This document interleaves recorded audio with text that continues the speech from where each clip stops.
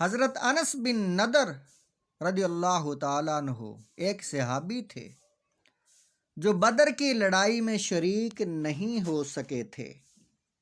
ان کو یہ چیز کا صدمہ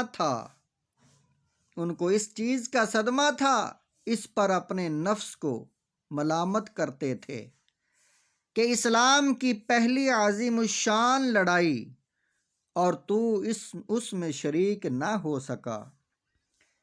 اس کی تمنا تھی کہ کوئی دوسری لڑائی ہو تو حوصلے پورے کروں۔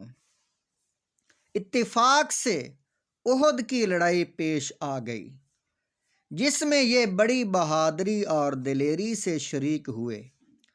احد کی لڑائی میں اول تو مسلمانوں کو فتح ہوئی، مگر آخر میں ایک غلطی کی وجہ سے مسلمانوں کو شکست ہوئی۔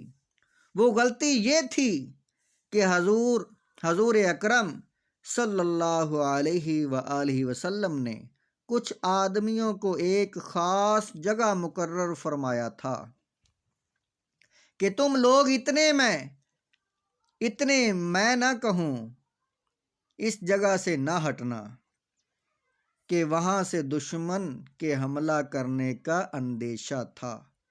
جب مسلمانوں کو شروع میں فتح ہوئی تو کافروں کو بھاگتا ہوا دیکھ کر یہ لوگ بھی اپنی جگہ سے یہ سمجھ کر ہٹ گئے کہ اب جنگ ختم ہو چکی ہے۔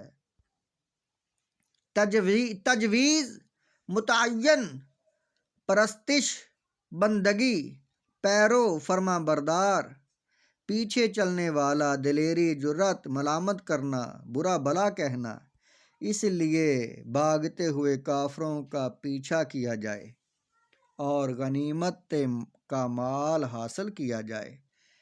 اس جماعت کے سردار نے منع بھی کیا کہ حضور اکرم صلی اللہ علیہ وسلم کی ممانعت تھی، تم یہاں سے نہ ہٹو، مگر ان لوگوں نے یہ سمجھ کر کہ حضور صلی اللہ علیہ وآلہ وسلم کا ارشاد صرف لڑائی کے وقت کے واسطے تھا، وہاں سے ہٹ کر میدان میں پہنچ گئے۔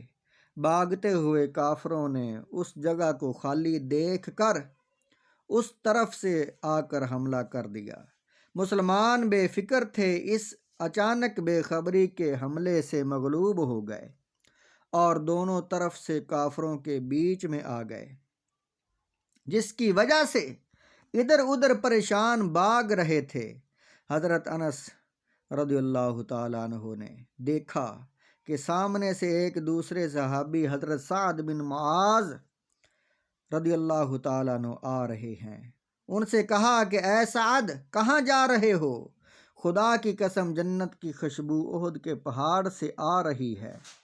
یہ کہہ کر تلوار تو ہاتھ میں تھی ہی، کافروں کے ہجوم میں گھس گئے اور اتنے شہید نہیں ہو گئے، واپس نہیں آئے۔ شہادت کے بعد ان کے بدن کو دیکھا گیا تو چھلنی ہو گیا تھا، 80 سے زائد زخم تیر اور تلوار کے بدن پر تھے۔ ان کی بہن نے انگلیوں کے پوروں سے ان کو پہچانا۔ یہ حدیث پاک بخاری کتاب الجہاد اور حدیث نمبر 393 ہے۔ فائدہ: جو لوگ اخلاص اور سچی طلب کے ساتھ اللہ کے کام میں لگ جاتے ہیں، ان کو دنیا ہی میں جنت کا مزہ آنے لگتا ہے۔ یہ حضرات انس رضی اللہ تعالیٰ عنہ زندگی ہی میں جنت کی خوشبو سونگھ رہے تھے۔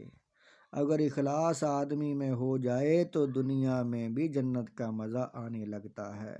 میں نے ایک معتبر شخص سے، جو حضرت اقدس مولانا شاہ عبد الرحیم صاحب رائے پوری کے مخلص خادم ہیں، حضرت کا مقولہ سنا ہے کہ جنت کا مزہ آ رہا ہے۔ فضائل رمضان میں اس قصے کو لکھ چکا ہوں۔